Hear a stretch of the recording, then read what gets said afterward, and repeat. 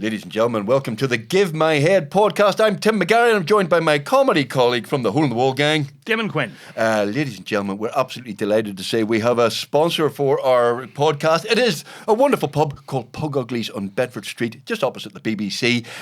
Damon, let's be honest, we kind of know Pug Uglies, don't we? We know. Yes, we know it very well. It's been our unofficial office for, more years than I'd care to admit. We're in Pug Uglies more often than a man who doesn't drink should be in Pug Uglies. We love Pug Uglies. Ladies and gentlemen, they're a bar with a superb room upstairs for special functions and stuff. Downstairs, though, the big TVs, you can watch the football, but you're into your rugby. You like your rugby. The Six Nations is starting, ladies, and you have started. I think it started. Ladies, Six Nations.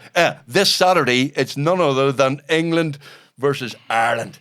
Come on, Ireland. I don't really like rugby, but I would watch the Six Nations, and the Pug Uglies is the perfect place to watch the Six Nations because they have an offer on. Yes, What's they the do. offer? They do indeed, and the offer is that for £20. For £20 no less, you will get 4 pints of Guinness. Now that's amazing. That's a brilliant price for the centre of the town. Mm-hmm. Where you normally have to go through a wallet biopsy before you would get 4 pints for that price. Yes, that, and also that's not all. If Come here, there's more. If you say Give My Head podcast, you will also get 20% off your bill.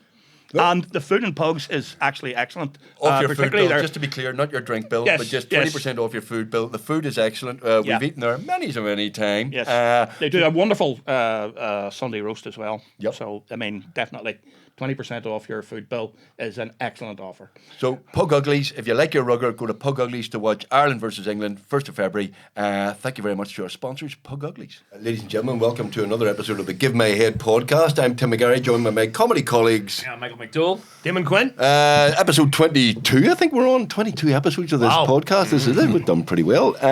Basically, we discuss comedy and culture and politics and anything that tickles our fancy. We have a superb guest today, ladies and gentlemen, Mr. Trevor Birnie. Trevor, welcome to the Give My Head podcast. I'll be honest with you, Trevor, I tell people, we got Trevor Birnie on today, and some people went, oh, wow, Trevor, that's interesting. And some people go, who the hell's Trevor Birnie?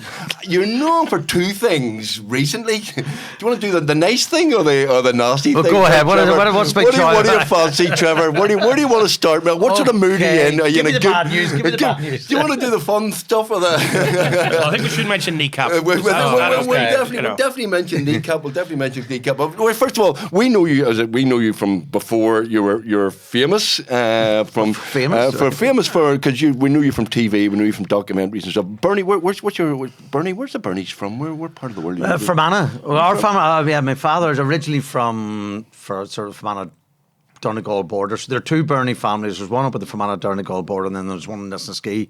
I think one of them when I want to become a Presbyterian moderator. We're definitely not that family. Just to be absolutely clear. Right. We're good old Methodists, yeah. Oh, you're Methodist? Yeah. Or spiritual travellers, I suppose, as my father used to call us. You know, that I think my mum and him, I keep telling them but my dad's dead now, but they were economic migrants. Both of them came down to Skillen to try to seek work in the 50s, and I think they took a while before they found the church they settled in, and they settled in a little church in Enniskillen called the Independent Methodists. So not even Methodists. I like that. Independent Methodists, yeah. See you Protestants, they're always splitting up. You come back to the one true Holy Roman Catholic Church. Independent. How many independent Methodists are there? Well, there was a few. I think there's less today than there were back then, but that's what we were. We were sent there every day, every Sunday. Well, look, let me be blunt. Some people go, who the hell is Trevor Birnie? And if I say two things, I'll say Loughinisland, famous for being arrested by the police, taking a court case against the police, unlawfully arrested, that has now opened a huge can of worms.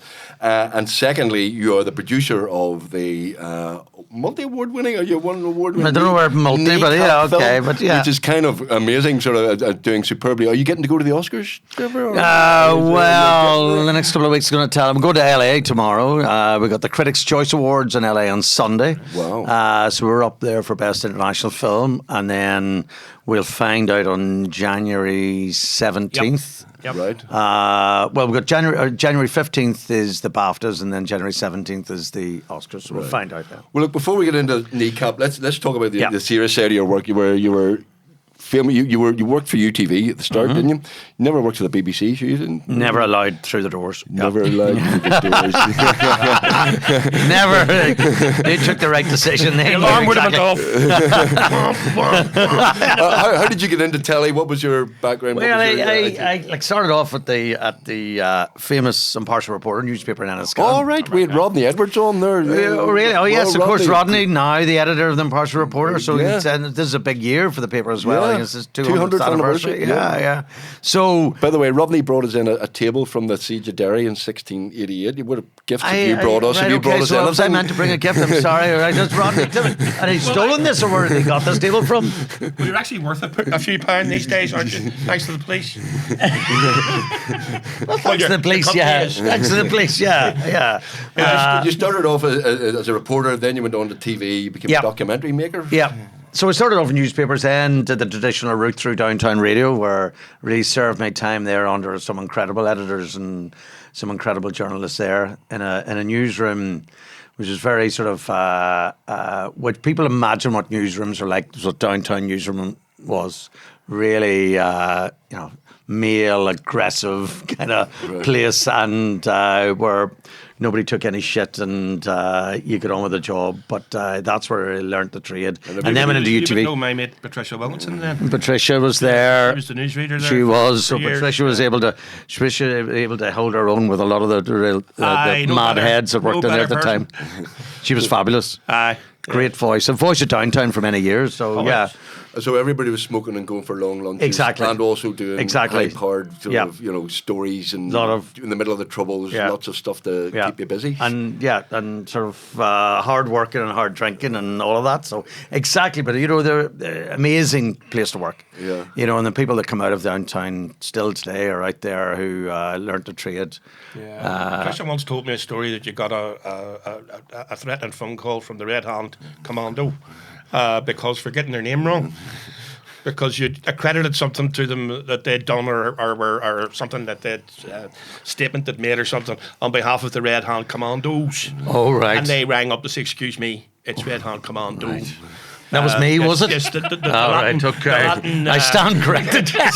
because the Latin plural is actually commando. Well, I always remember one of the ones that was famous back at the time.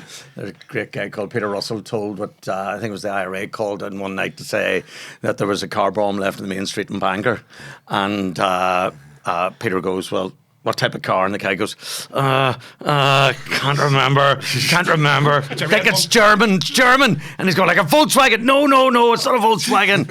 Is it a BMW? No, it's not a BMW. The guy goes, it's an Audi. Peter goes, that's not a German car. And the guy goes, well, there's a bomb and it's going off in 10 minutes' time.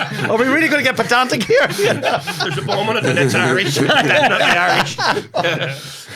So that was the kind of that's downtown in a snapshot. It's just chaotic and mad and brilliant. And that's where you cut your teeth. I was going to cut my teeth before I got into UTV. Right, It's kind of and- a different place then. And UTV had a fairly decent sort of current affairs department who were doing things like Counterpoint and stuff. What was Exactly. it? That's Counterpoint was just being kind of decommissioned when I joined it, but that was the Chris Moore, Yeah. School of Journalism. Yeah, well, we know Chris well because we did a drama based on You Chris's did? book about the Brenton Smith, the Yeah. paedophile priest, and Chris Yeah. was one of those dogged journalists from old Brilliant. school journalist.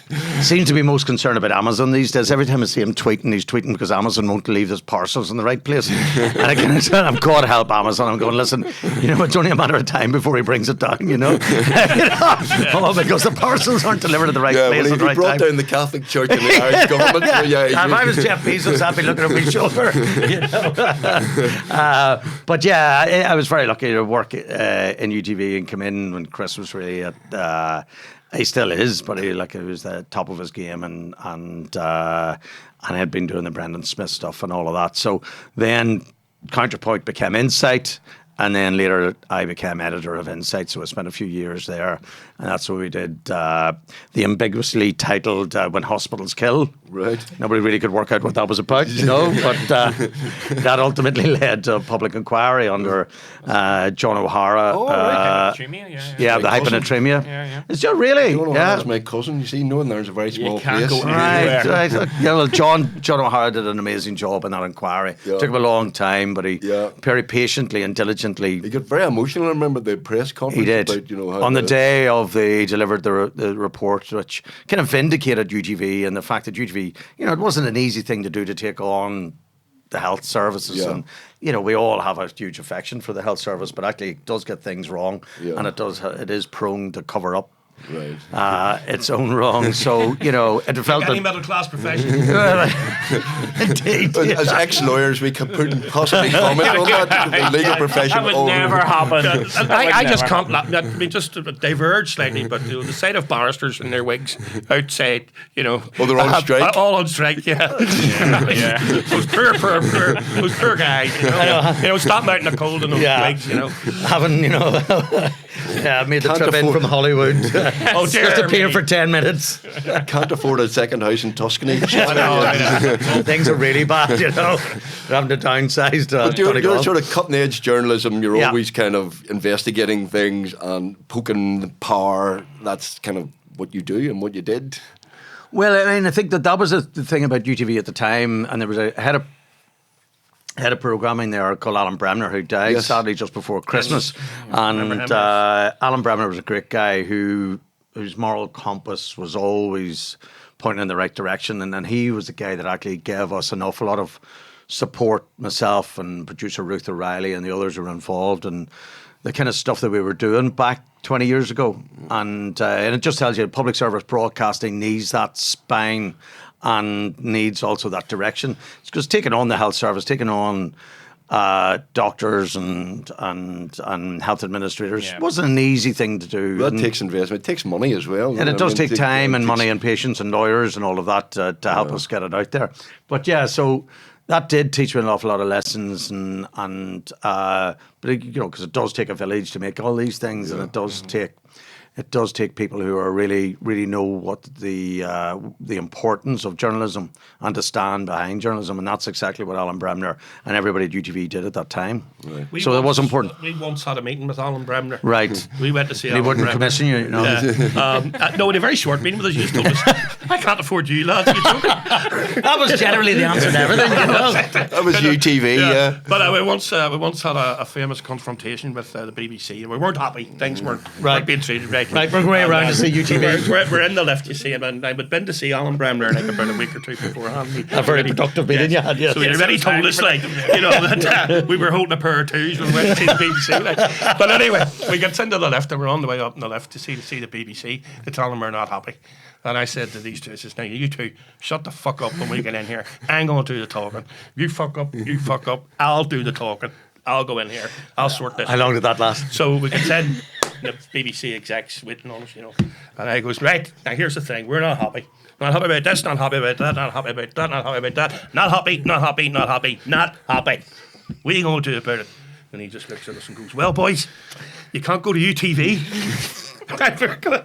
Aye, right enough. Now, when I say not happy, we are really happy. We're Well, it very seemed to be, happy. but looking from but, outside, it seemed to be that what the BBC generally did then was just pull the cheque from the bottom drawer and go, how big a cheque do you need me to write here, Damon? Because that seemed to be the style of negotiation in the BBC.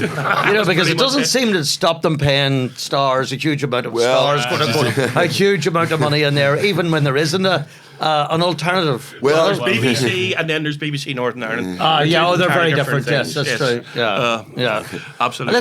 Let's move on there. So, That's an impression I'm getting. No, Let's just segue off that. no, you had a good career at UTV, but you then became and back to YouTube. But then they kind of ran out of money, stopped doing stuff. No. And you They went- decided what they want to do is make money, not programs. Yeah, It's very exactly. simply, you know. Yeah, because they don't really they don't do comedy or anything like No, that. they It don't. was a pity because it was one of the great made of beans, UTV, wasn't it? They were good what? But one of the great made of beans. Yes. You know, because Absolutely. they were like, at one stage. Oh, well, also UTV had a did. drama department at one UTV stage. did do a lot of great things. Yeah, You know, yeah. but it just did. It all became about money. Yeah. And it all became about making money and making money from the commercials in between the programs. You know, Yes. that was really the 100% focus. Not really. We were just getting in the way of them making money. Mm-hmm. And unfortunately, what happened was Ofcom under Tony Blair. Which the broadcasting regulator just decided to go, you know what, poor ITV, it's broke. Mm-hmm. You know, let's remove all those responsibilities of public service broadcasting from them. Mm-hmm. You know, let's not make them do local current affairs. Let's not make them do local programs. Definitely not comedy, for fuck's sake. Definitely not comedy. And the British government let them do that. Yeah. And since then, and then I remember being in UTV. On the day that Ofcom took this decision, and you could see the people rubbing their hands, going, "Great, Trevor Birnie's and Chris Moores, we can get rid of these fucking awkward bastards. Get them all out of here!" And it just allows us to make money. And that's exactly what happened. And I do think that had an impact not only on UTV, obviously, but also an impact on BBC, journalists. because then it took away the opposition. Yes. And we all live in a competitive world. We always want to be better than the other station or whatever, the other podcast or whatever, the other newspaper. No, And they're when the only local broadcaster in town now is BBC Northern Ireland. That's Yeah. it. Yeah.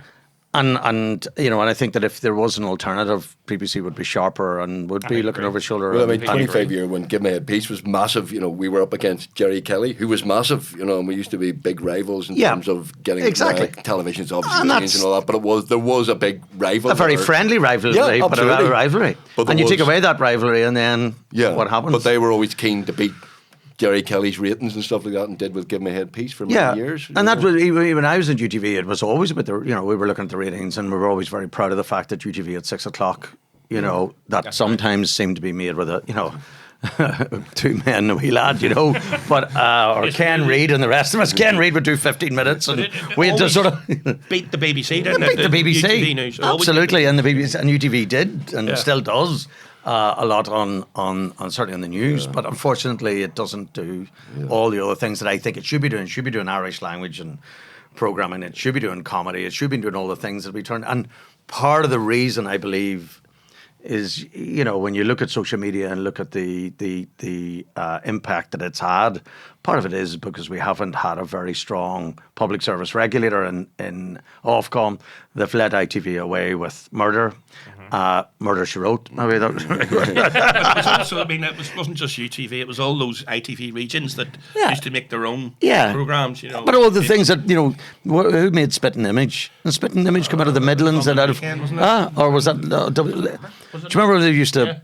Central and there was... Yeah, well, in Granada, of course, they did the Word in Action. Word in Action came out of Granada. What was the one in the Midlands? What was the one... There was ATV. Birmingham. ATV Central. Well, they all, Thames. and that was when you could see the whole colour of UK coming, because every region brought something to the table. Who was Whereas that, now, for God's right, sakes? Yeah, Unprofessional. Police. What are you saying to Trevor I Birney? know you're here, yeah. I know we're talking. we know where you live. We'll probably get scooped sorry. on the way out here.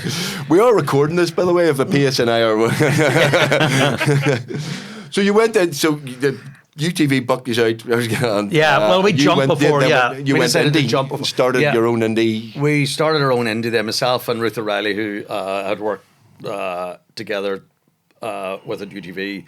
Went out and worked then for Channel 4 News, essentially doing investigations for them for a year, and then we began to branch out by doing stuff for BBC and began making documentaries. Yeah. So that was Very successfully.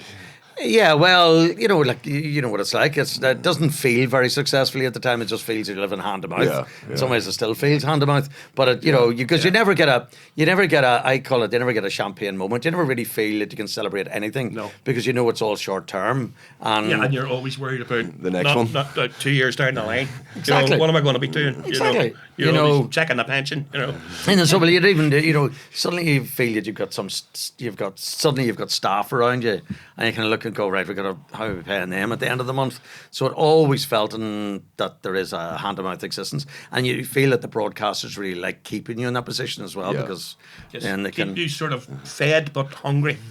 exactly. So then, when you get a big story, like say Loughinisland, Yeah. you get a big story, you go, if this is going to take time and energy and money, I'm not going to make a huge fortune out of it. But when do you decide to go? I'll go with Loughinisland rather than say the health service or say a legal scandal. How do you pick that, or what's the decision making behind going? In Loughinisland, it was all about when Barry McCaffrey came. He left the Irish News and came to work with us, and we'd raised some money from a philanthropic organisation called Atlantic Philanthropies, and they'd given us some money to do some journalism, and Barry came and left the Irish News to join us. We set up an online website called The Detail, and Barry walked in, and the story he wanted to do was Loughinisland. His own family had roots down in South Down. He knew that area, knew the families, and they'd never talked about what happened. Just sorry to interrupt. Yep. Just for people who go, what are you talking about, Loughinisland? This is the massacre of 6 Catholics in a bar, the Heights Bar in Loughinisland in June 1994. 18th of June 1994. We were watching the World Cup. I remember that well because we were at a party. We were Really? bizarrely at John O'Hara's house. Really, There you genuinely. go. Right. Yeah. And when the news came through, and it was one of those horrible massacres, just before, a few months before the IRA ceasefire, just for people who go, what are you talking about? Yeah. And it was also known as the World Cup incident because they were watching the World Cup at that stage. Ireland beat Italy, which was a big, huge, good news story. Huge. But of course, this was a much bigger story. And it was the UVF killed 6 Catholics, and it was also the time that the ceasefire was more or less. It was the peace process was kind of advancing. It was kind of coming. People knew it was coming. Yep. The whole thing was winding down. Yep. And then this happened. Yep. In the context of, do we know why that was they did this, or what was the reason, the rationale behind it, or was it to scupper the peace process? Yeah, well, that's it. I mean, I think that there's all sorts of theories, but there had been the shooting of a number of senior UVF figures in the Shackle Road just a few days before. So I think if you remember that time, I think everybody realised that the UVF were going to be hell-bent on revenge. They'd lost a couple of senior members in the shooting on the Shackle Road, and they were going to go. Somebody was going to be made accountable for it, and that was generally in UVF history innocent Catholics who happened to be in the wrong place at the wrong time. Now, was it the wrong place at the wrong time, or I wrote the book last year, Shooting Crows, and the good news is that Michael bought it. Man, Michael, that's good. At least one. Yeah, you're the one. I was hoping you'd bring this free copy. He bought the online version. They didn't buy the full hard copy to bring to share with people. 19 quid. But I did buy the Kindle version. There you go. Look, I will buy the book, but sorry, Shooting Crows. I think that Shooting Crows is the whole history of your investigation. And Barry's work and everything else. But I think that the thing was, it was highly predictable. Everyone knew that the UVF was hell-bent on revenge. And the RUC and the Special Branch and RUC knew that there was a unit operating out of South Down that had already murdered several people and attempted to murder several others. So, the fact that it ended up the Heights Bar being the target, I believe was highly predictable. And really, if you allow killers to get away with killing, and you let them access to arms, and that they've got access to automatic rifles, it is only a matter of time before they decide to turn on their neighbours, and that's exactly what happened that night. And the people of Loughinisland are still paying the cost of that. And they knew fairly quickly who had done it as well, didn't they? Everybody knew. Yeah, the Special Branch told the CID detectives the morning after the attack who the suspects were. That's because Special Branch knew exactly who they were, because some of them were working for Special Branch, and yet they were never charged. They were never convicted.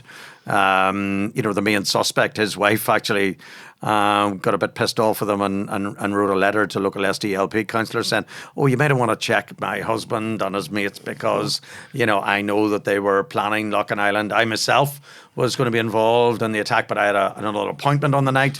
And she wrote this letter, sent it to the REC, and they still didn't do anything about it, And then years later, she rang REC headquarters and said, oh, by the way, did you ever do anything about that letter? And of course, she herself worked in Newcastle Police Station. So, you can join the dots and work out that actually, they just simply didn't want to know. They didn't want to open up that can of worms, which may lead to further questions about exactly what was the collusion between the RUC and the UVF. So you end up, this all kind of is on your radar. You're going to make this documentary. And the plot thickens, shall we say? Well, yeah, I mean, I'd been working with this incredible director in America at the time, Alex Gibney, who had made this film about, again, clerical abuse called Mea Maxima Culpa. And Alex and I had met over a pint of Guinness in Galway. And then one thing led to another. And a young journalist from South Derry had joined us, Emer O'Neill, went out and worked with Alex in New York on Mea Maxima Culpa. And then we began talking. I told Alex about Loughinisland, and he was very aware, and as I was, of a film that ESPN had done called The Two Escobars, which again came out of the 1994 World Cup, where one Escobar, the Colombian, had played a back pass to a goalkeeper, which was the own goal, which ended up in a goal, and when he went back, Escobar, the drug dealer, ended up having him shot. So we were looking and talking about that film, and then I was saying, well, listen, this has got a similar relationship. I was just thinking, actually, Man World United Cup. maybe should upright that policy. Man United should maybe upright that policy. What do you reckon? Could have no players left. So we talked about Loughinisland, and Alex was up for it, so he signed on. We began to raise the money to make the film, and then one day, Barry McCaffrey got a brown envelope in the post. It wasn't stuffed with cash, but instead it was with a secret document in it. And that document kind of revealed everything that we kind of thought was going on Loughinisland, but didn't have the evidence of. But this was a leaked report that had come originally out of the Ombudsman's office and had been shared with the PSNI. And somehow somebody somewhere within the system decided to share it with us. Right. And once that document arrived, we knew we had a film. Right. And that's the one that causes all the trouble, because that's the one that... That's the one that became No Stone Unturned. That's the one that annoyed people. It's annoyed people. Yeah, annoyed certain people. Yes. Yeah. I mean, I think that in parallel to everything we were doing, Michael Maguire, the police ombudsman, obviously was investigating Loughinisland, having received the complaint from the family. So we knew he was at his work, and in June 2016, he delivered his report, which confirmed that there was indeed collusion. And then a year later, we came out with a film. It premiered in New York, No Stone Unturned. And, a few days after the premiere, the PSNI Chief Constable George Hamilton put out a press release and said there was going to be a new investigation, which we're all going, whoa, this is exactly what we want. It's going to be, but we forgot to read the second line of the press statement, which, as journalists, is a bit of a lesson. But the second line said, I'm going to investigate the leak of the document and how it ended up in the film. And at that time, you kind of go, leak inquiry. What happens at leak inquiries? It goes nowhere. Go round and round, waste of money and time. And I kind of ignored it and got on with my life until the sort of 7 a.m. on the 31st of August, 2018. You remember it, do you? Yeah. I think everybody in the house remembers it that morning. And you were basically scooped and arrested. Yeah. You and Barry at the same time. It doesn't matter many times to tell the story or go back to that moment. It's still bloody surreal, you know, because my wife's niece and her husband and two children had come in from London the night before. So these are people who had no experience of the conflict or troubles, or probably knew nothing about No Stone Unturned. Probably, or very little about what I was working on or what I had been working on. So you can imagine for these children from Richmond and Southwest London, You go, the peelers are at the door. And we had a bottle of wine and Chinese the night before. We're looking forward to the bank holiday weekend, and it was my wife kind of got up and looked out through the curtains to go, who the hell's out there at 7 o'clock battering on the door? And she kind of started to narrate what you could see. She said, there's a lot of cars outside. I was going, where's cars? Where are they going? She said, Jesus, there are police cars. And then immediately start to think, something happened to my mother or something happened to my family or something, you think the worst. And then, but I did have a moment of clarity and said, actually, I know what this is about. And she goes, what is it about? I'm going, I think this is Loughinisland. This is no stone unturned. Yeah. And so, I don't know, my wife, come over, but she said, I'll go down and see them. So she went down to the door. I was probably trying to see could I get another bit of sleep or whatever, but that was all. I was all over for the day. But she went downstairs, and by the time I came down, the police were all coming through the doors, and from the front door and the back door, and at the first thing the policeman said, "Oh, we're here to search the premises," and I went, right. Do you need all these people to search? And what do you, oh yeah, it's something. And that was the clarity came, and he said, it's about no stone unturned. And I went, right. So for a few minutes, I was kind of going, right. So they're here to search the house. Right. This is not the worst thing. Mm-hmm. It's okay. And then this kind gentleman in plain clothes sort of said, oh, could I see you in the living room? I went, oh, yeah, no problem. And I remember getting into the living room, and my bank was sending me text saying it was my overdraft was, it was the last day of the month of the payments. So I was kind of looking at this going, should I be more worried about this? What this boy's going to and he very kindly then. There you go, no, this is false imprisonment. This will pay off the overdraft. This will be all right. And I wasn't thinking that at the time. And he said, I'm going to arrest you. And then I was like, for what? What was the actual offence? Well, the offence at the time was a breach of the Official Secrets Act, right, and the theft of some A4 pieces of paper. Theft? Apparently, yeah, theft. Yeah. So, and that we ended up having a great team of lawyers handling around us. Stolen goods as well. Now, come on. What's that? Handling stolen goods. Handling stolen goods. Yeah. So I mean, and really, that was about pieces of A4 paper, which, everyone was trying to work out what was the value of this theft. But yeah, it was a breach of the Official Secrets Act. And the incredible thing then that we learned subsequently was if you breach the United Kingdom's Official Secrets Act, the authorities have to prove that you actually damaged or caused harm. All right. Right? So it isn't just that you've breached it. They've got to give evidence of the harm that they've caused. Right?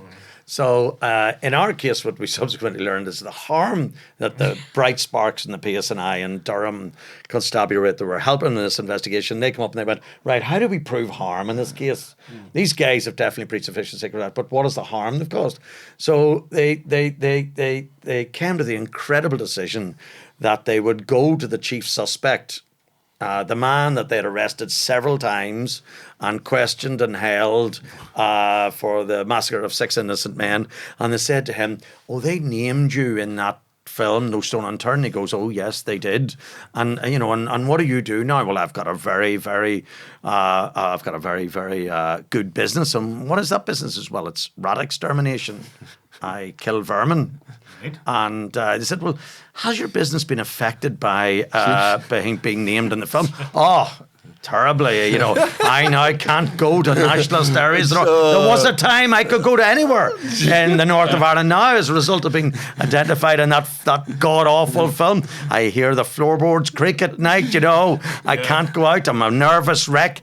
And that's exactly how the PSNI decided that we had caused harm. We had damaged this rat extermination business, Murder. Right, yeah, can't enjoy my food. Can't exterminate rats as much as I used to. Yeah, I can't go up to West Belfast and kill those rats. Well, we're having a bit of a laugh, but it was obviously pretty traumatic and scary to be taken away by the police. Or did you go, this is a load of bollocks? I mean, I know this is... No. I don't think... Listen, I don't think when the cell door closes behind you... as it did within, How long were you held for? We were only held for the day. We were there in Musgrave Street in the upstairs in the terrace. And there are many a time. Yeah, really? In a professional capacity. Sorry, just clarify that. Yeah. I think in this company better. Back in my lawyer days, I was at Musgrave Street. Yeah, so I mean, it was good. You end up in front of a custody sergeant, and yes, and it is totally surreal. And at one stage he says, "Right, okay, it's just you come with me, or go with that gentleman." And then you're walking down this corridor, and I was chatting away to him and going, you're busy, or what's it been like for you? And he goes, "Oh, great. Here's you just go in here, step in here, please, sir, and take off your shoes." Yeah, and then you realize, fuck me. This is a cell, I'm actually being put in a cell. So there was a moment where you kind of go, this isn't what I'd planned for the day. This wasn't the Friday I was expecting. And yeah, so no matter how surreal or how stupid or Barry was mad, arrested at the same time. Yeah, Barry had been arrested, and actually when I was brought down and put into the cell, I looked to my right and I saw a pair of walking boots, and I have to say, I was somewhat comforted by the fact that's Barry McCaffrey. That's Barry McCaffrey's walking boots. I'm okay. I'm in good company. Because I've said, if you're ever going to be arrested, I highly recommend being arrested with Barry McCaffrey. By, tapping the radio. Yeah, exactly. Banging on the walls. Yeah. Oh, we did it all. Yeah. But yes, I was somewhat comforted by the fact that it was Barry, because if you're going to be arrested, I highly recommend to be arrested with Barry. He seems to have a sort of sense of humour for any dark moment. You were only in for a day, so you didn't get to write your jail journal then. No. Day one. I was doing the R's on the wall, for them, but they crossed through them. No, only for a day, and then they released us as sort of on bail that night, and then but we'd gone into court. We had a sort of choice to make while we were in Musgrave Street, or some learned friend come up with a bright idea that actually the warrants that had been issued for arrest were contestable. So we'd got into court. Wonderful lawyer called Barry MacDonald. I'm sure you know Barry. Barry, yeah. Yep. So Barry went into court just around 6 o'clock on that afternoon, and he had got basically a stay on the warrants that had been used to search our homes and search the offices, and meant that the police had to bag up everything that they'd taken and couldn't look at it until a judicial review had been held. So that frustrated the police no end, I think. I don't think they really expected that. And it did come at a risk, because if we had lost a judicial review, it probably would have bankrupted me. And that's exactly what Niall Murphy, the solicitor, told me when we were in. Saying, listen, if we lose the judicial review, you'll be liable for all your costs and their costs. And our costs are going to be a lot. And I imagine so with the pace. Lawyers wouldn't do it. More than your overdraft. Yeah, exactly. Yeah. You won't be worrying about that tax from Santa and your overdraft anymore, mate. I'll tell you, we're going to put your lights out. And we're your friends. We're representing you. Yeah. So you're arrested. You're potentially bankrupted as well. Yeah. Right. Okay. So it all comes down to one court case and one document. It goes to court eventually. Yes. It's thrown out, isn't it? It is, yep. So there was a 5-day hearing in May 2018. What was the thinking behind the arrest? What was the thinking behind what? What were the thinking? What were the thinking? Well, listen. I have to say, I still don't know. I mean, I don't mean. Well, the first thinking was to scare the shit out of you, Well, yes, I think that. Yes, I think that not only scare the shit out of me, scare the shit out of all journalists. Yeah, we all grew up in Northern Ireland, it's kind of, I know the implications. Yeah, exactly, and I do think that they did want to send out a chill factor. There's no doubt about that. Anybody who sort of decided to dig around the past. Yeah. And I'm sure, I mean, I couldn't look a young journalist in the eye now and say, here, do you want to investigate collusion? Mm-hmm. And they might go, well, am I going to be arrested? Well, there's a good chance. Yeah, I can't really say. You gotta face up to it. Yeah, that's a potential. So they did want to send a chill factor, but I also think that there was something much more darker there as well, which was about the Ombudsman's office. I think there were certain people in the PSNI who didn't like the Ombudsman marking their homework, and I didn't think they didn't like what the cut of the jib of Michael Maguire, because he was leaving no stone unturned. He was living up to that promise, and I think that they wanted to sort of hold the Ombudsman's office below the waterline. Right. And I think that they thought, well, okay, we can't get him and we can't get this report, so let's try and get them through this documentary and try to undermine him. And at the centre of this, we still don't forget, sorry, there's the families that are still at the centre of Exactly. this. Still haven't got can you the imagine, answers to that. Can you imagine there's 6 families down there and, you've had to bury your loved ones, you've had all these commitments and all these promises from police, and then you realise that not only do they arrest the journalists, but they go and take a witness statement from the man who is their own chief suspect. It's not the chief suspect, somebody else. The PSNI's chief suspect, they go down and they sit at his kitchen table and take a statement about his rat extermination business. How you've ruined his life. Yeah. I mean, you got to ask yourself where was the heads of those who were on the PSNI at the time? Yeah. And I think this has proven it wasn't their best decision making.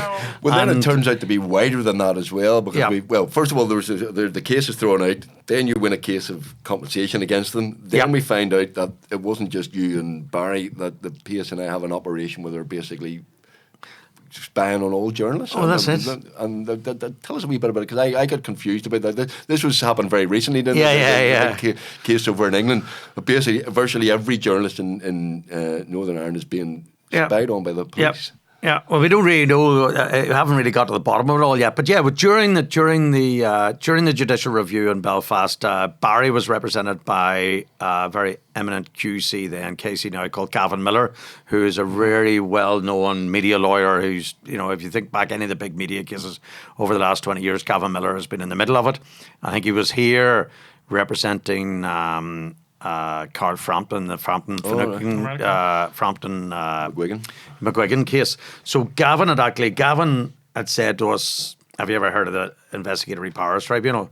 Investigator, what is that? And he says, "Listen, put in a complaint, because given the documents that I've seen during your disclosure, I think there is definitely evidence there was some other surreptitious kind of surveillance going on. There was something going on, and you need to ask them about that. But you can't do that here. You've got to go to the IPT, or Investigative Powers Tribunal, because they're the kind of spook court. Right. They're the court, the only court in the UK that actually holds spooks to account. They are.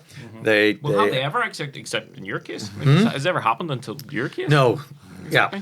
Like, I think Barry come up with some of the statistics were shocking. Like, over 4,000 complaints in the last 20 years, of which there only been 43 upheld. So you got to take your chances. You don't have to be a bookie to work out that.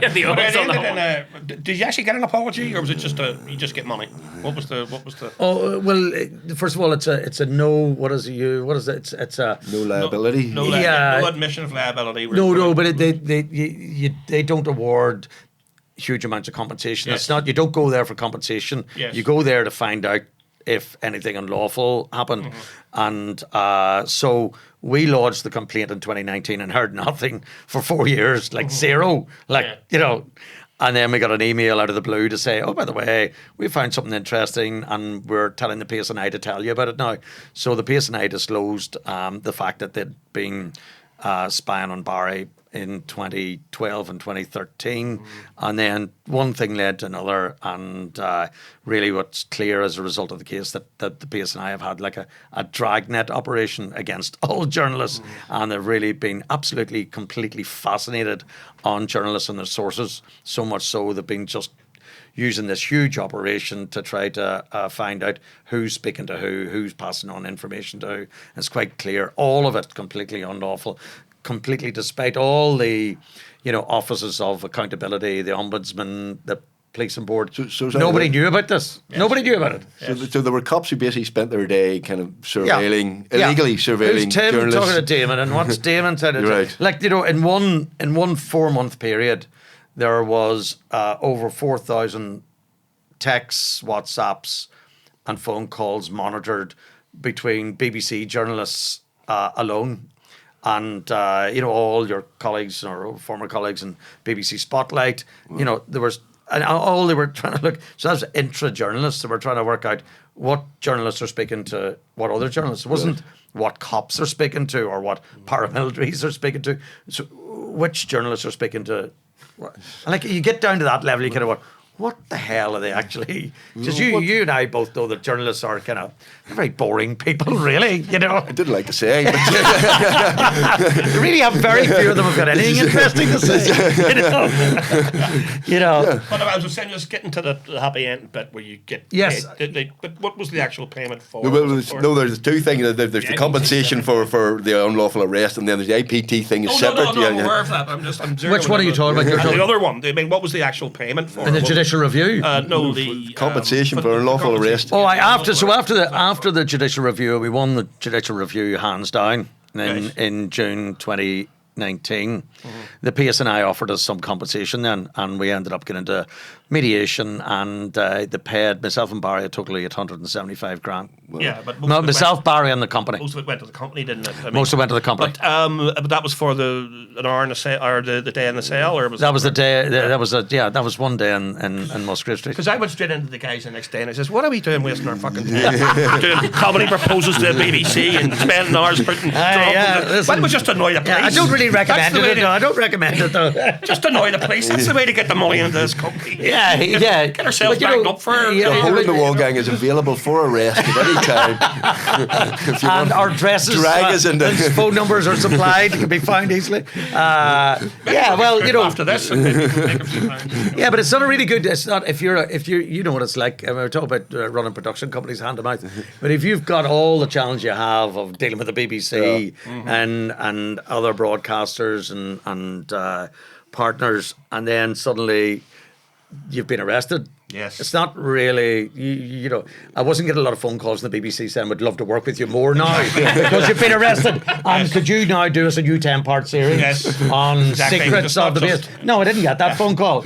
You know, and in fact, it went the other way, you know. And did you ever get sort of like paranoid about and that's why we were compensated. Did you ever got like paranoid about afterwards? I mean, were you ever like wondering, were you being followed, or was you, when you lifted the phone with somebody listening, you know, listen, you know, honestly, like, there are people who rang me in the last couple of weeks and said, you know, "Can I actually talk to you in this?" or "Can I talk to you on the phone?" Yeah. It's other people are saying to me, they're very aware, you know, and they only wanted to slag off the wife, you know. But they said, you know, can I actually But do you sort of think, like, am I going to get like 20 parking tickets after this, or am I going to get, you know? You can't you know, think like that. Because they do get plenty parking tickets anyway. And I don't put that down to any conspiracy. It's just put down to my sloppiness and bad timing. But no, I don't. You know, you just you can't afford to. You know, I mean, you don't wake up in one morning and go, "Right, I'm going to take on the state." You know? And you know, you don't do that. You know, it happens incrementally, and then suddenly you're in the High Court in London. The only way to take on the state is if you're like Elon Musk or something like that. Yeah. You can afford the poses of exactly. a Bond villain. You exactly. know, and, no, you know, you end up in these situations and you feel you got to take the right decisions, or you do what you think is the right thing. But it was never, no stone unturned. Felt like, you know, at the start of it, always felt like an important film, and a film that we were passionate about. You've all done passion projects. And passion projects are generally the ones that you do at a loss. Yeah, of course. Yeah. And No Stone Unturned was a huge loss, but actually it turns out to be this massive film.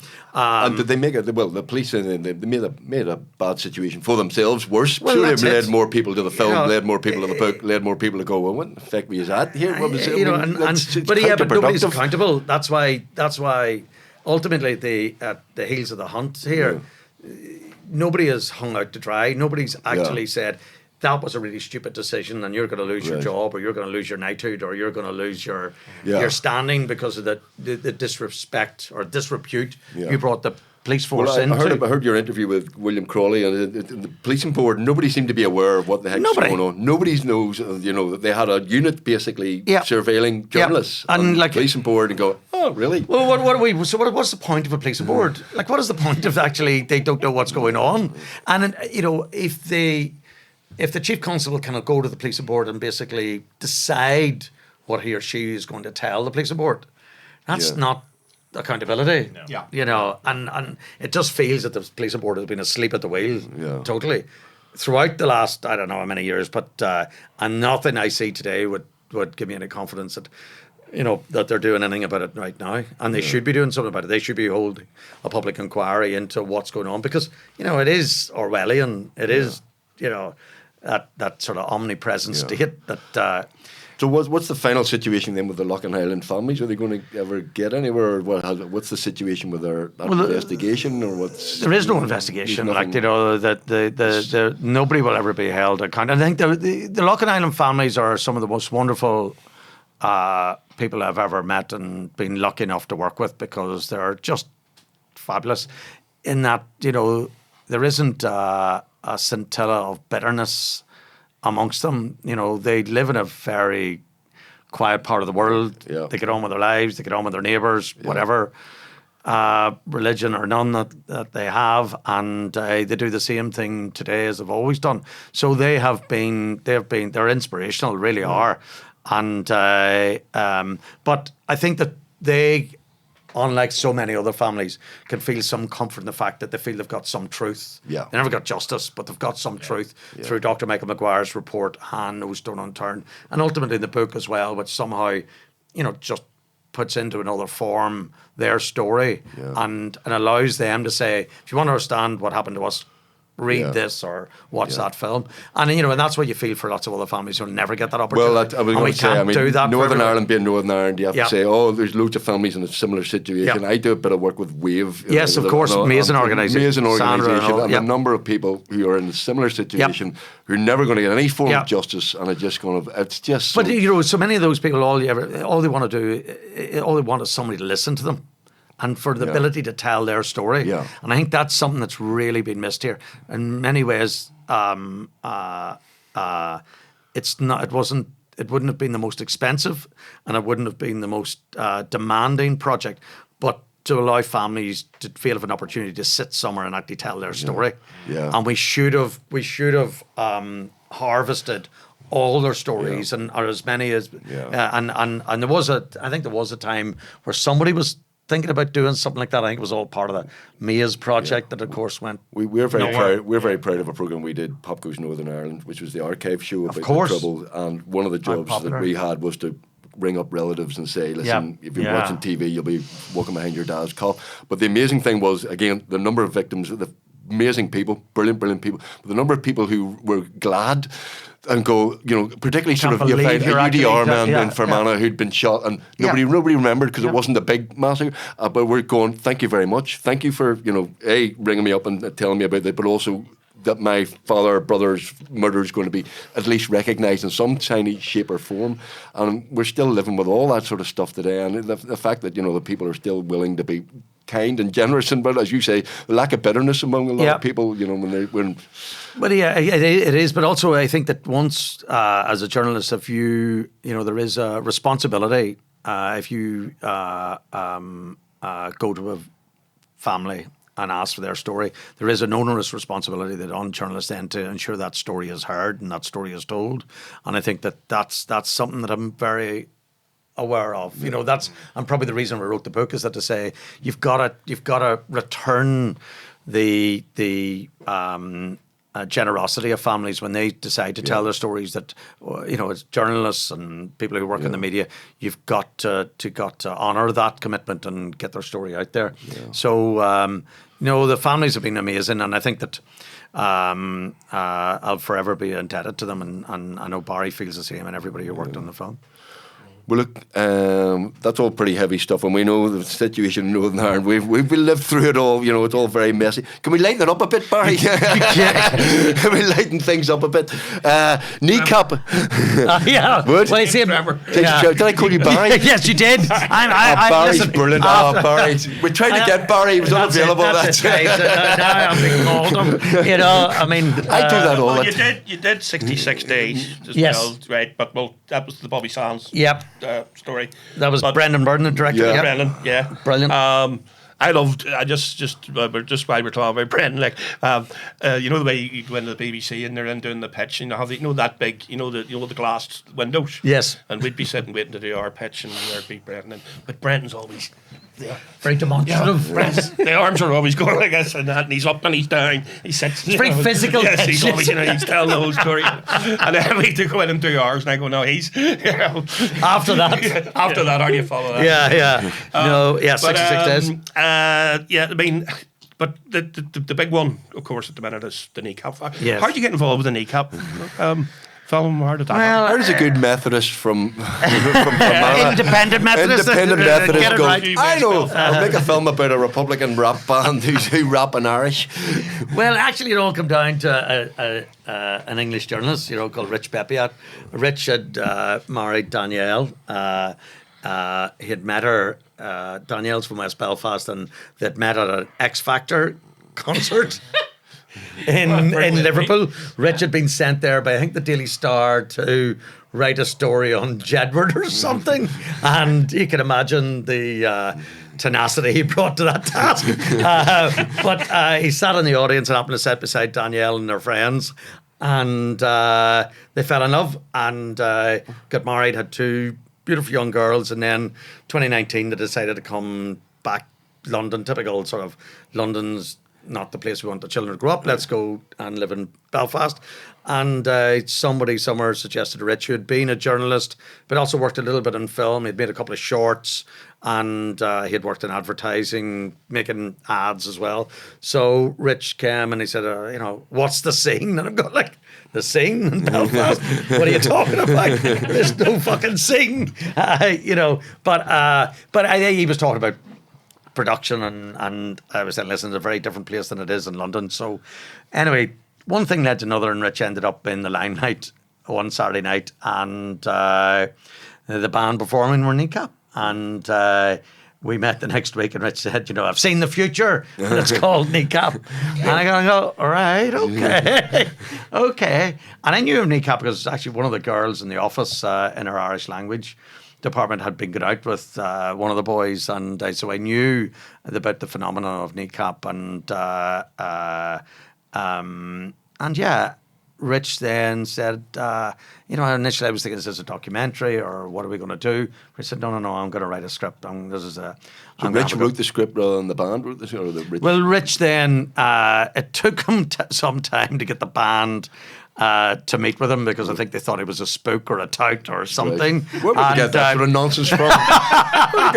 Ideas like that. So suspicious, You've got something. Hello, Kneecap. Well, could you speak into that? So I think the boys were a bit suspicious at the start, and but eventually he wore them down and gained their trust, and then they basically began to collaborate. And when the script, I can't remember exactly when the first draft arrived. When the word draft arrived, then we knew there was something incredibly funny and incredibly new and fresh and all of that in it. So yeah, it was brilliant. It was a real exciting. And we had actually been. Well, it's a departure for you to go into. Well, it was, movies. but it's just the way things came together, because actually we had been in Sundance with another music film, very different music film called The Go-Go's, which was Belinda Carlisle and the band, and we had a wonderful director called Alison Elwood had directed that film.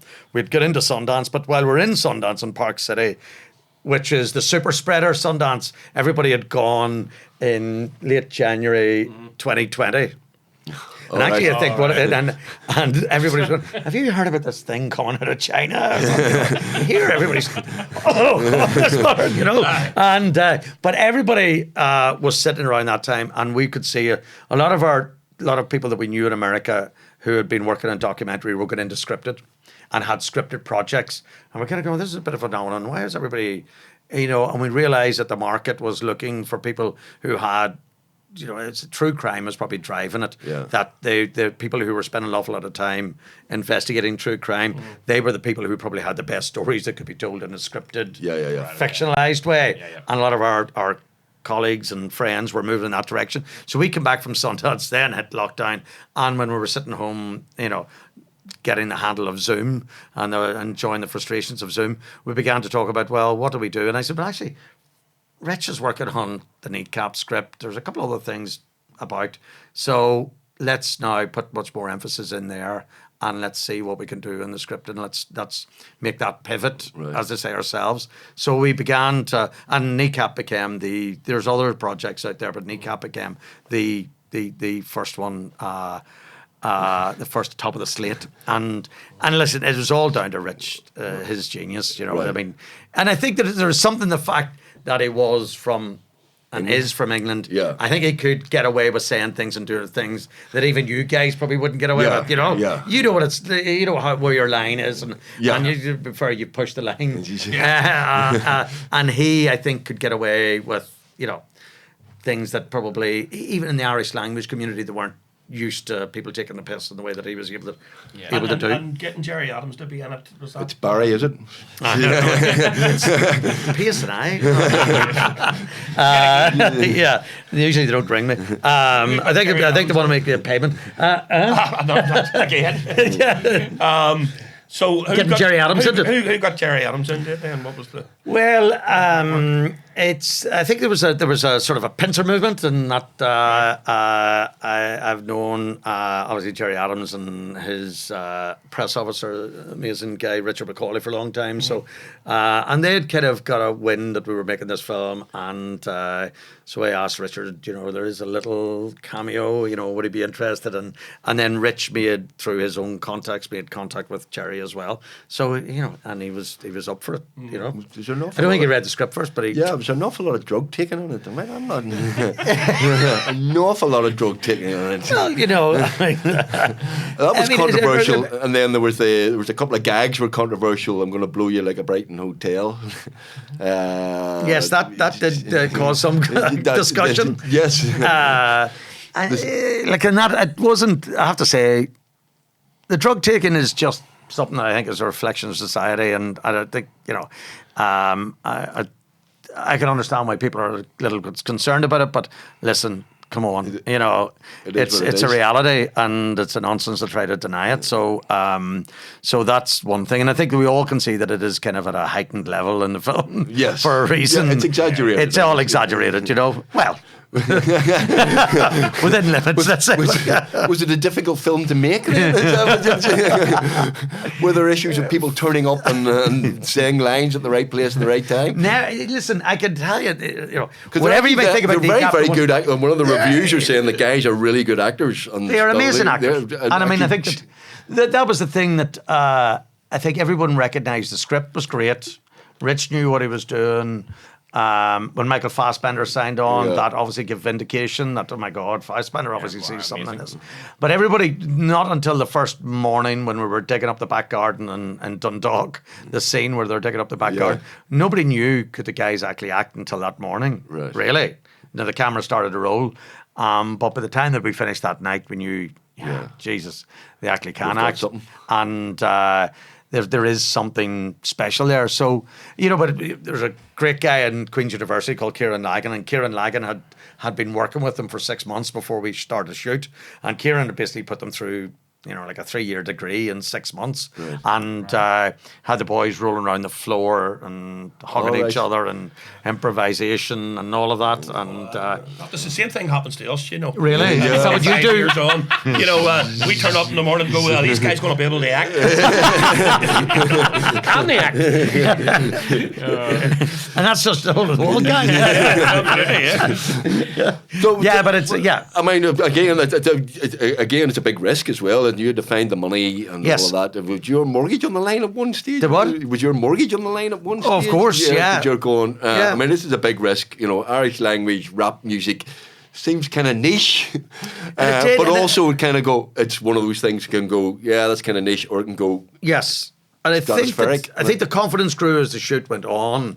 I think that the people and I still don't think that I have any real experience to be able to judge. So I'm very alert. I'm very aware of the fact that I come from a documentary background. I don't come from a scripted background. So I was kind of looking at this going, well, is this good or is it not? But then I was turning to people who did know, and I was kind of go, what do you think? And they were going, no, this is good. So I think confidence was growing throughout the shoot. But yeah, listen, of course, over budget, and everybody shitting themselves about would we get to the end, and of course it looked like a niche project on paper, and we thought, well, listen, if it gets out of Belfast, it gets to Dublin, be all right, Is it selling in Japan and South America? And I don't know if you saw the picture, but the picture that took me to the fair was the one of the queue around the block in Mumbai on a Wednesday afternoon in India, queued up to see Kneecap. Like, that is the picture you kind of go, okay, there's something going on here. Wow. And the anti-colonialists in India, obviously, well, that's true, still yeah. alive. Yeah, We've got a similar coloured flag though, don't we? Don't they? yeah. So are the guys all right? Will they come on to our podcast, do you think? I think, yeah. Listen, I think that the problem for them is getting them, getting them all in the same place at the same time. Right? Are they? And herding cats? Is it?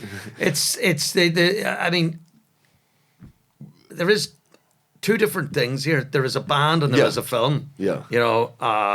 We have been trying to produce the film, to get the film out there, promote the film, and all of that. But the boys' lives are about their music, and they've got they're getting bigger and bigger and bigger, and they're getting bigger and bigger and bigger outside of the film. And I think over 2024, two things blended in some regards, and the music and the film all became one. And the boys could start to see. They talked about Nottingham and Bristol gigs in 2023. There was like 100 people turned up at each of them. This year there was like 1,300 in one venue and 1,800 in another venue, and a lot of them were kind of more our demographic. I'd say our demographic than it was what they'd seen the previous year. There were mainly students, and they were putting that down to the film. Obviously, people had gone to see the film and went, right, I got to go and see the band now. Well, bizarrely, I love rap music as much as the next 60-year-old man, but I genuinely enjoyed the music. Really, yeah. I kind of there's something here. There's something likable about them, and I know there's the politics, and people go, they're. I think somebody accused them of cosplaying the Troubles and stuff like that, and there's controversy wherever they go. But that I think it probably helps the film, does it? I think that. Listen, I think that these guys have come from a different generation. I think they do express themselves in a way that we're kind of not used to, or not. It's not the language of the Troubles. It's a whole other thing that is morphed, and they've somehow captured. I think they really are. There's a zeitgeist there, and you gotta break them down individually. And DJ Profi, who is the most mild-mannered individual until he puts it on this balaclava, but he is a typical school teacher and the most wonderful person, and but a hugely talented guy who Nisha, who is very, very creative, and his performance in the film is amazing, and Liam Og as well has got that. He's got that sort of cheeky, choppy kind of, he gets away with saying things that the others wouldn't even think of saying. So individually, they all know exactly who they are and what they're about, and when they come together collectively, there is something that's very special there, and we've been very, very lucky to be part of their lives and have them part of ours, because I do think that they're only going to get bigger. Yeah. I think that they're going straight into the studio now to make another album. It's going to be fascinating to see how this is the famous second album syndrome, how they get on and what they come up with in the next few months. So we'll see that album probably come out before the end of the year, right. And so I think it's going to be another big year for them. Well, and all richly deserved. Well, congratulations. And thank you very much. So what's next now? A documentary about the independent Methodists of... Well, no. You might have missed it last night. There was a documentary. I thought you'd have watched it last night. It was all about a bent solicitor. You missed that one. What was that on last night? Yes, the one at RTE about Michael Lynn. Do you remember the solicitor Michael Lynn? Yes, a little footnote in history, but Michael Lynn was a Trinity-educated solicitor who came into the Celtic Tiger and decided that he wanted to be a property developer more than a solicitor. Right. So began to take a lot of loans out of banks against one property, and the banks never noticed that he had got like 10 million of loans against a house that was worth $500,000 or something. And, or did the banks know? Oh, right. And anyway, he scarpered as the net closed in on him. Right. In Portugal. He went to live in Portugal for a while, and he was dabbling in property in Bulgaria. But there's an awful lot of innocent people out there who gave him money as payments against properties in Portugal and Bulgaria that he basically ran off with, and ended up in Brazil, and he served 5 years in a Brazilian prison fighting extradition, during which time he had 3 children with his wife. That's another story. And, in prison? And now so last night was part 1 of 2 episodes. The second episode's next Monday night. This is RTE, is it? Yeah. Yeah, So- half our viewers be interested in that. Michael Lennon. Well, as we know from seeing all those poor bastards in their wigs standing out in the cold, you know, I mean, lawyers are you know, they're Yeah, very... they've got to do whatever it takes. They're very financially strapped, you know. Yeah, Who knows what they'll yeah. turn to these days, you know. They've got to make Forced- ends meet like the rest of us. Absolutely, Yeah. absolutely. Living hand to mouth. They are, yeah. Yeah, like us producers. Yeah. Yes, and then what else we doing? Saipan. We've got Oh, Saipan. yes, you're doing, yes, I forgot about that. That's the Roy Keane The story. Roy Keane, Mick McCarthy story. So, yeah, Bloody hell. hopefully that'll see light of day in 2025. Another story which, you know, won't divide the country at all. No, you know? no. Have you got Roy's imprimatur for this? No. Roy- Roy was happy enough to have nothing to do with it. All right. And what he said to me was, you know, what's it got to do with me? And I go, that's kind of your story. You go, yeah, but what's it got to do with me? But I think he was trying to say in a defensive way, this has got fucking nothing to do All with right, me. okay. So, yeah, but Mick was delighted when I told him that Steve Coogan was going to be playing him. Oh, Steve Coogan is playing Mick McCarthy. So, yeah, Steve Wow. Coogan's playing Mick McCarthy. So I rang Mick and said, Sorry, Damon, this you have no idea what you're talking about. It's football. Yeah. Roy Keane and World Cup Saipan again, joined- yeah. Roy Keane Went storming up in out. Japan, Yeah. stormed out I of think there. I have heard of this. yeah. Right. So yeah, so I got a hold of Mick and I rang him to say, listen, you don't know who I am, and he agreed. He says, I don't know who you are. And, he said, but I want to tell you that we're making this film, and the guy that's going to play you wants to speak to you. And he goes, all right, okay, and who is it that's playing me? And I said, oh, Steve Coogan. He says, Steve Coogan's playing me? And I'm going, yeah, Steve Coogan's playing you. So who's playing the other boy? That's all he wanted to know. Coogan? Who's You know, playing Roy? Who's playing Roy? a wonderful actor called Ian Hardwick. Right. I don't know whether you've seen The Sixth Commandment on the BBC, based on a true yeah. story. Yeah. Timothy Spall. Oh, brilliant. Yeah, he was brilliant. Eamon plays the bad guy in it. Oh, hell yeah. Yeah, he's a brilliant actor. He's He was class. He's really He's creepy great. in The Sixth Commandment. When he walked on set dressed as Roy Keane, I thought he was going to headbutt me rather than shake hands with me. So he loved the character. So yes, that'll be later this year. Trevor, do you want the good news? Yes. The good news is we have come to the end because the good news, I wanted you to take this properly because we normally go about 45 minutes to an hour and we've done about near an hour and a half. And get out. no, What? seriously, thank you Really? very much. Does that That's mean an because- extra fee? No, a fee. Fee. Send the invoice to You've done BSNI. like an hour and a half. It's almost like you've spent time in a cell. You get how much I interrogated. get, per hour in a cell. You know my rates. Trevor, listen, This has thank been you. much more enjoyable than a Thank sale. you very, very much. We will have you again. Listen, the very best of luck. We expect you to be at the Oscars in February. Touch wood. Listen, let's see. You let's never see. know. You never Well, know. You mean it's surreal. You Yeah. know. I mean, I remember Oscar's Cafe. There was an Oscar's Cafe In on town. Bedford Street. Yes, That's about yes. as far as I thought of it. That's right. Oh, yeah, that used to be a good. It was a very good cafe, yeah. BBC journalist place. Yeah. Probably bugged by the PSNI. Didn't have to. They booked all the phones. Trevor, thank you very, very much for being. Oh, I'm sorry for calling you Barry. Trevor, thank you very much. Yes, I'll be asking my lawyer Niall Murphy to look at that comment. A pleasure talking to you. Thank you very much for your time. Thanks, Thank guys. you, ladies and Been gentlemen, for the Give My Head podcast. We're back next week. We're doing a special episode next week where we're answering your questions about Give My Head Peace, audience questions. We will speak to you very soon with some other superb guests coming up. Thank you for listening and watching. Subscribe below, follow the links and all of that. Thank you very much. Thank you, Trevor. Brilliant, guys. Thank you. Cheers, buddy.